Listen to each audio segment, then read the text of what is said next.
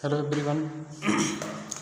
uh, Today's our topic is estimation of very small distances, size of a molecule. Okay, friends. So let us start now. In chapter number 2, we have already studied about the different types of measurements and their units, such as basic fundamental units, which are also known as SI unit, and you know that there are 7 SI units, and except it there are also so many numbers and units, and they are said to be derived unit. In this order, today we discuss about the estimation of very small distances, size of a molecules. To measure a very small size like that of a molecule 10 to the power minus 8 meter to 10 to the power minus 10 meter, we have to adopt a special method. We cannot use a screw gauge or similar instrument. Even a microscope has a certain limitation. An optical microscope uses visible light to look at the system under investigation. As light has wave-like features, the resolution of which an optical microscope can be used is the wavelength of light. A detailed explanation can be found in the class 12 physics textbook. For visible light, the range of wavelength is from about 4000 angstrom to 7000 angstrom. Students, बहुत ही कम दूरियों को मापने के लिए हम इन method का प्रयोग नहीं कर सकते हैं जो हम बड़ी बड़ी यूनिट्स, बड़ी बड़ी डिस्टेंस को मापने के लिए करते हैं, जैसे कि पैरालॉक्स मेथड। तो इन सभी मेथड का इस्तेमाल जो है केवल बड़ी दूरियों के लिए ही यूज किया जाता है। अगर बहुत ही स्मॉल साइज़ की डिस्टेंस हो, जैसे कि उसकी range 10 to the power minus 8 meter से लेकर के अगर 10 to the power minus 8 meter जैसी बहुत ही सूक्ष्म यानी बहुत ही कम दूरियां मापने के लिए हमें कुछ स्पेशल मेथड अपनाना पड़ता है, और इनके लिए हम स्क्रू गेज जैसे मापक यंत्रों का उपयोग भी नहीं कर सकते हैं। यहाँ तक कि जो माइक्रोस्कोप होता है उसकी भी अपनी कुछ लिमिटेशन होती है, और एक ऑप्टिकल माइक्रोस्कोप के द्वारा किसी सिस्टम की जांच के लिए हम लाइट वेव का, विजिबल लाइट का उपयोग करते हैं। इसके अलावा जैसे लाइट के जो लक्षण होते हैं, जो इसके सिम्टम हैं, वो वेव जैसे होने के कारण इनके जो ऑप्टिकल माइक्रोस्कोप को बहुत अधिक से अधिक उपयुक्त प्रकाश की वेवलेंथ के बराबर विभेदन के लिए ही प्रयोग में लाया जा सकता है। और इस विषय में विस्तृत जो हम डिस्कशन करेंगे वो आपको इसी भौतिकी की क्लास 12th में आपको मिलेगा। But in your class 11th you will learn about only the method of measurement for very small distances. Okay, now look here. For a visible light, the range of the wavelength is from about 4000 angstrom to 7000 angstrom. तो इसमें से एक दृश्य प्रकाश के लिए इसकी तरंग दैर्घ्य यानी इसकी वेवलेंथ का जो रेंज होता है वो नियर अबाउट 4000 एंगस्ट्रॉम से लेकर के 7000 एंगस्ट्रॉम के बराबर होता है। और आप ये भी जानते हैं कि एक एंगस्ट्रॉम बराबर जो होता है 10 to the power minus 10 meter के बराबर होता है। तो स्टूडेंट्स आप समझ सकते हैं कि ये एक एंगस्ट्रॉम कितनी छोटी यूनिट है। इसीलिए जो ऑप्टिकल माइक्रोस्कोप होते हैं इनसे बहुत छोटे आकार के जो पार्टिकल्स होते हैं उनका भी हम विभेदन नहीं कर सकते हैं। ओके, तो they can such the wavelength of an electron can be as small as fraction of an angstrom। तो हम कह सकते हैं कि जो इलेक्ट्रॉन होते हैं, इलेक्ट्रॉन की जो वेवलेंथ होती है वो एंगस्ट्रम से भी कई गुना छोटी होती है। Okay, and such electron microscope with a resolution of 0.6 angstrom have been built. They can almost resolve atoms and molecules in a material. In recent times, tunneling microscopy has been developed, in which again the limit of resolution is better than an angstrom. It is possible to estimate the sizes of molecules. तो students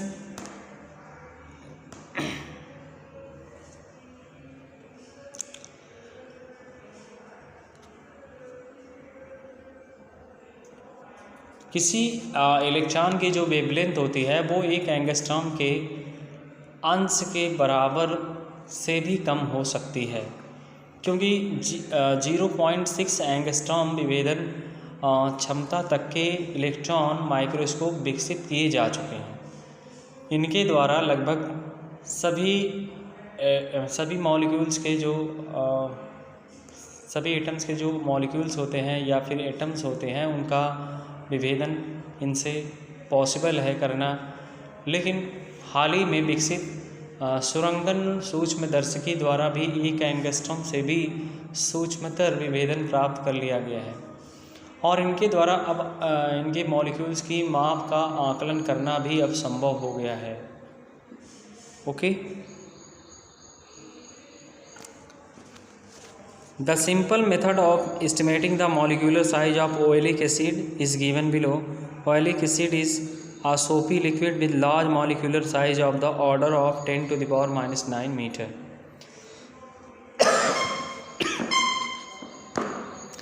तो students किसी oleic acid के molecules की size का आकलन करने के एक सिंपल मेथड नीचे दिया गया है, जिसमें ओलिक एसिड के जो एक मॉलिक्यूल्स होते हैं उसकी साइज़ को मापा गया है।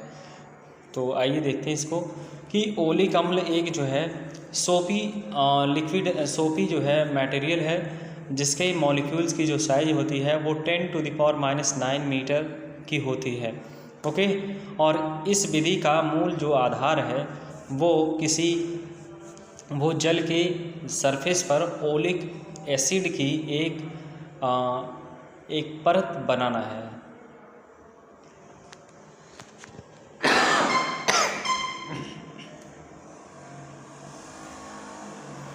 और इसके लिए हम पहले 1 सेंटीमीटर क्यूब ओलिक अम्ल को अल्कोहल में घोलकर 20 सेंटीमीटर क्यूब का घोल बनाते हैं और इस घोल का 1 सेंटीमीटर क्यूब लेकर अल्कोहल में पुनः 20 सेंटीमीटर क्यूब घोल बनाते हैं। और अब इस सॉल्यूशन की जो कॉन्सेंट्रेशन है उसे 1/20 × 20 सेंटीमीटर क्यूब ओलिक अम्ल प्रति सेंटीमीटर क्यूब घोल बना लेते हैं। और इसके बाद एक बड़े हौद में पानी लेकर इसके ऊपर लाइकोपोडियम पाउडर छिड़ककर लाइकोपोडियम पाउडर की एक पतली फिल्म जल के सरफेस के ऊपर बनाते हैं। फिर ओलिक अम्ल के पहले ओलिक एसिड के पहले बनाए गए घोल की एक बूंद इसके ऊपर रखते हैं।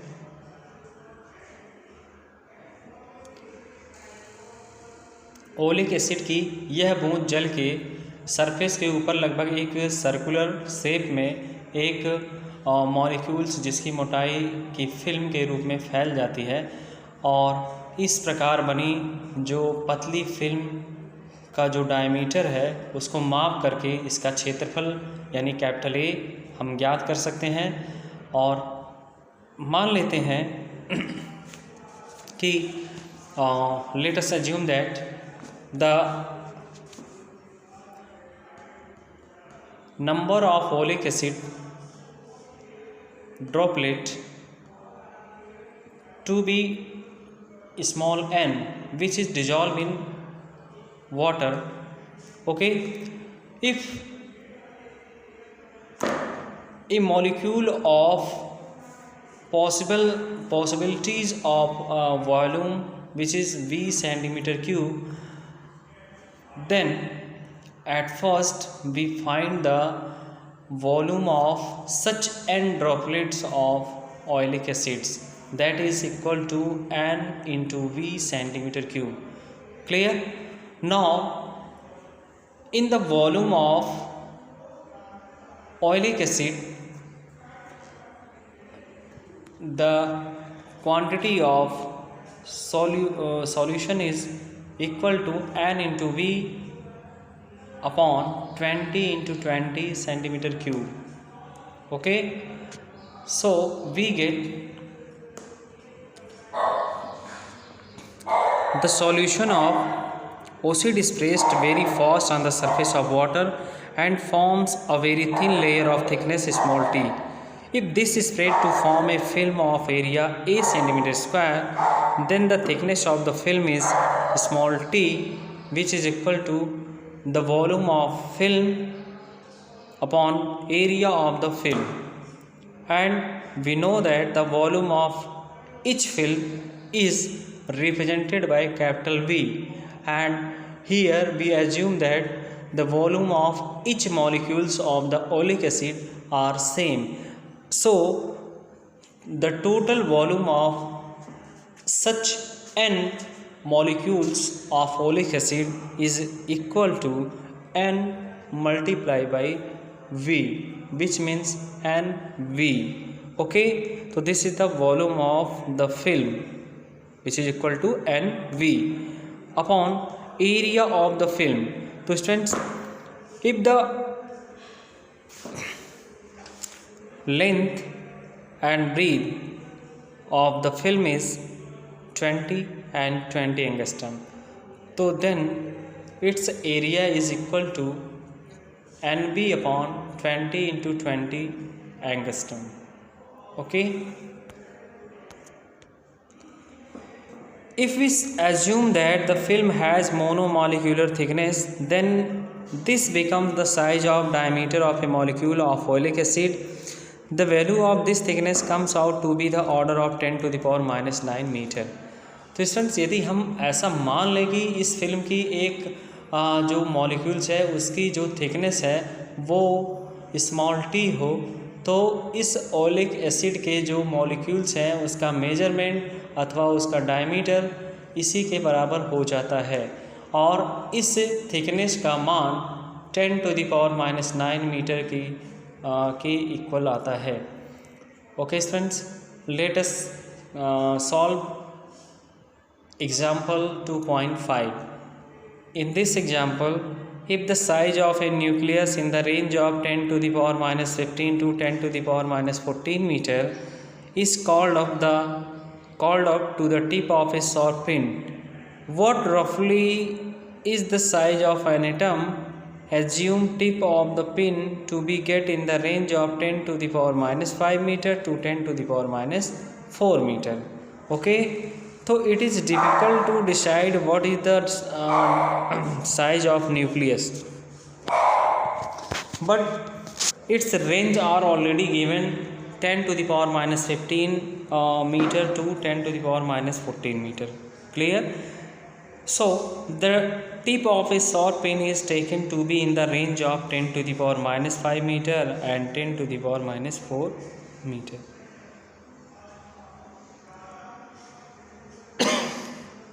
Thus, we are scaling by up a factor of 10 to the power 10. An atom roughly of size 10 to the power minus 10 meter will be scaled up to a size of 1 meter. Okay. Thus, a nucleus in an atom is of small in size at the tip of a sharp pin placed at the center of a sphere of the radius about a meter long. Questions?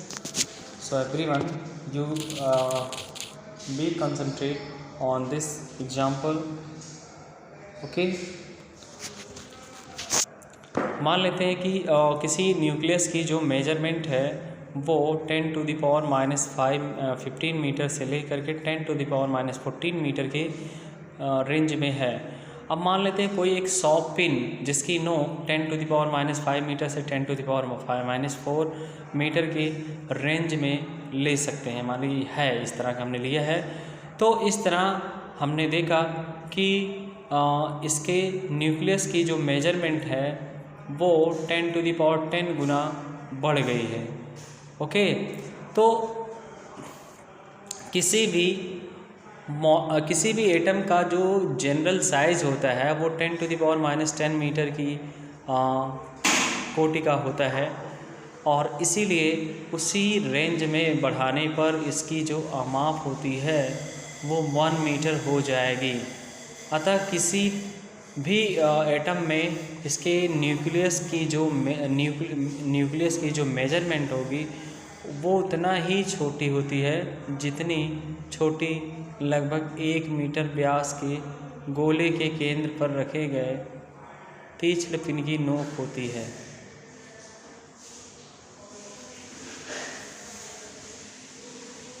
Okay friends, next we discuss about लंबाइयों means the range of the length, means लंबाइयों का range यानी परिसर।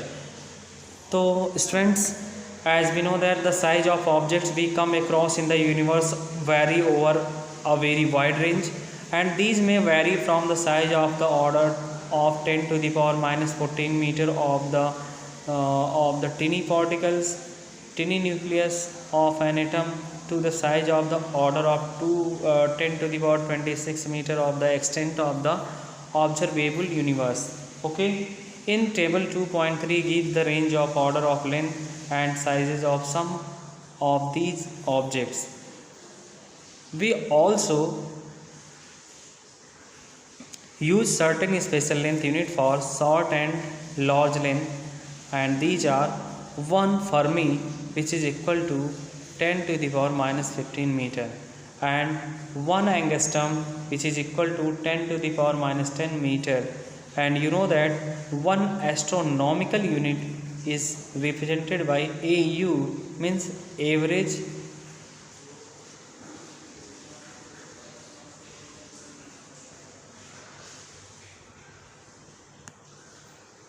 okay। तो students, इस universe में हमें बहुत सारे ऐसे बॉडी दिखाई देते हैं जिनकी मेजरमेंट का अंतर एक बहुत ही विशाल रेंज बनाता है, और जिसमें एक और 10⁻⁻14 मीटर से की मेजरमेंट का कोई एटम्स जो अत्यंत ही सूक्ष्म न्यूक्लियस को रिप्रेजेंट करता है, तो दूसरी ओर 10⁻26 मीटर की माप का जो दृश्यमान ये पूरा यूनिवर्स है वो इस परिसर का है।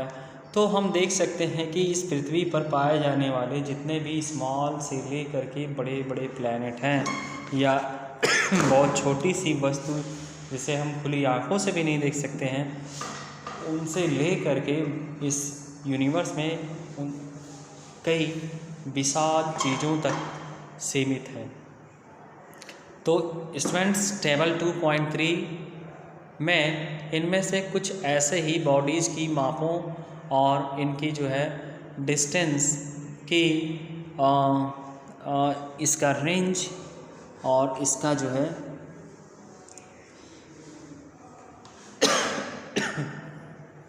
इसके कोटि और इसके रेंज दिए गए हैं। ओके,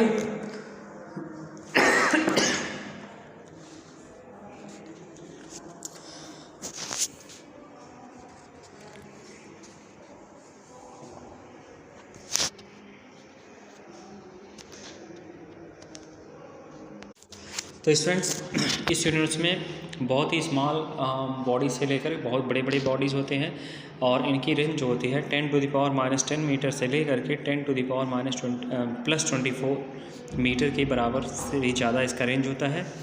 तो इसलिए हमें फिज़िक्स में ऐसे ही बहुत सारी मेजरमेंट और यूनिट्स की आवश्यकता पड़ती है, जिनके द्वारा हम छोटी से छोटी और बड़ी से बड़ी डिस्टेंस की रेंज को शो कर सकें। तो इसके लिए हम कुछ स्पेशल जो है यूनिट्स का प्रयोग करते हैं किसी भी स्मॉल या फिर हैवी पार्टिकल्स की साइज़ को मेजर करने के लिए।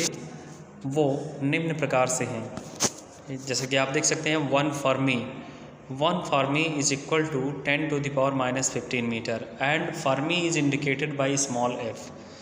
तो we can say that 1f is equal to 10 to the power minus 15 meter. Okay students, तो देखिए 1 Fermi जो अपने आप में एक लेंथ का मेजरमेंट है, लेंथ की मतलब लंबाई मापने का इकाई है, और इसकी वैल्यू होती है 10 to the power minus 15 metre के बराबर। इसका मतलब हम ये कह सकते हैं कि एक फर्मी बराबर जो होता है वो 1 मीटर के 1/10 to the power 15 मीटर तक की रेंज को नाप सकते हैं। यानी हम कह सकते हैं 1 Fermi which is equal to 10 to the power minus 15 meter. Similarly we know that 1 angstrom is equal to 10 to the power minus 10 meter. Similarly, one astronomical unit is represented by AU. So 1 AU is equal to the average distance of the sun from the earth, which is 1.496 into 10 to the power 11 meter.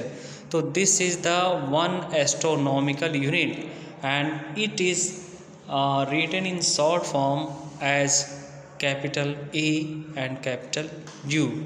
So this is the bigger unit. Next, 1 light year. So 1 light year is equal to 9.46 into 10 to the power 15 meter.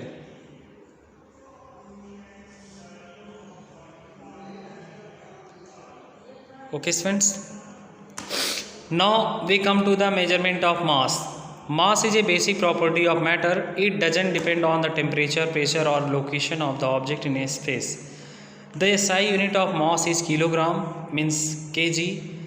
The prototypes of the international standard kilogram supplied by the International Bureau of Weights and Measures BIPM are available in many other laboratories of different countries in India, and this is available at the National Physical Laboratory, New Delhi. While dealing with atoms and molecules, the kilogram is an inconvenient unit. In this case, there is an important standard unit of mass. Okay friend, आप जानते हैं कि द्रव्यमान मापने की आप जानते हैं कि किसी भी पदार्थ का मास उसकी बेसिक प्रॉपर्टी कहलाता है। यानी कोई भी अगर मटेरियल्स है तो उसका अपना फिक्स कोई ना कोई मास होगा, और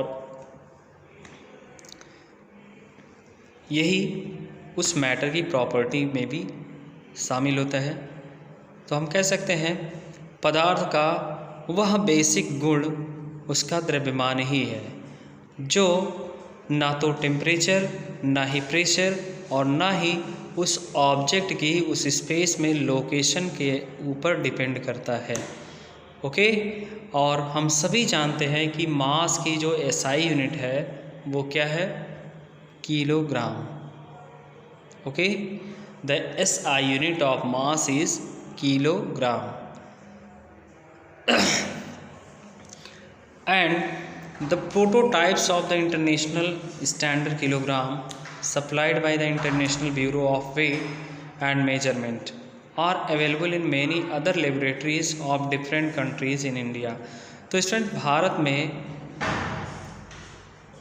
अंतर्राष्ट्रीय ब्यूरो ऑफ माप और मापन जिसके द्वारा 1 किलोग्राम की स्टैंडर्ड 1 किलोग्राम की व्याख्या की गई है। Okay,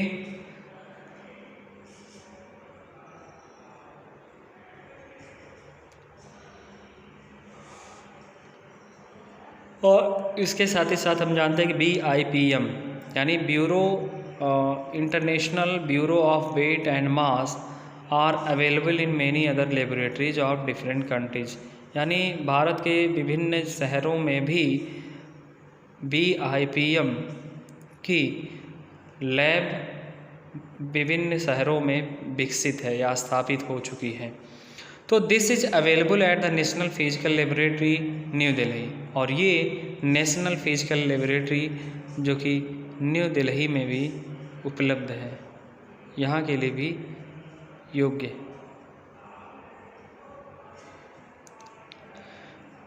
While dealing with atom and molecule, the kilogram is an inconvenient unit. In this case, there is important standard unit of mass called the unified atomic mass unit. तो student, जब भी हम किसी एटम्स या molecule की मास की dealing करते हैं, मास की बात चर्चा करते हैं, तो उसमें किलोग्राम अपने आप में एक पर्याप्त यूनिट नहीं आता है। इसलिए ऐसे केसेस में हम फिर एक ऐसे इम्पॉर्टेंट जो है स्टैंडर्ड यूनिट ऑफ मास पर चर्चा करते हैं या इसके बारे में बताते हैं, जिसे यूनिफाइड एटॉमिक मास यूनिट कहा जाता है।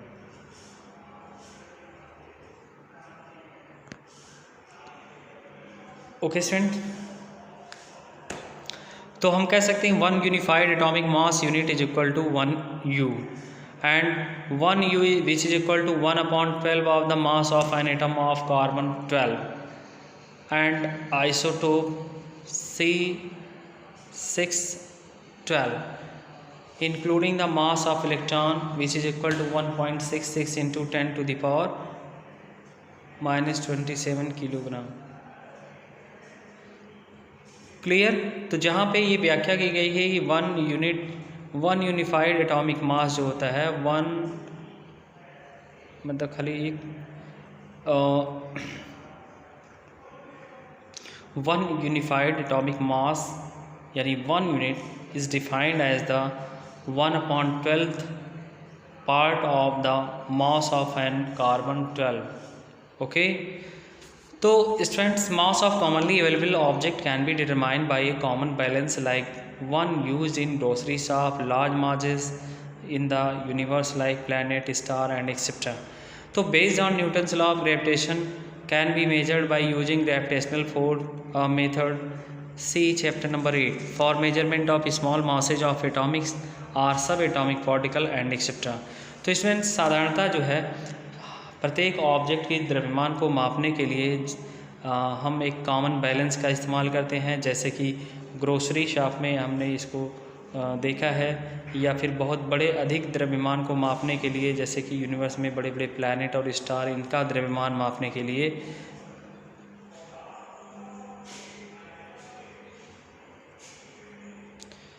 ओके, तो इसी तरह से हम कह सकते हैं कि किसी स्मॉल सब एटॉमिक पार्टिकल की मास को ज्ञात करने के लिए, ठीक है, यूनिफाइड बहुत छोटे से छोटे और बड़े से बड़े यहाँ पे यूनिट बनाए गए हैं।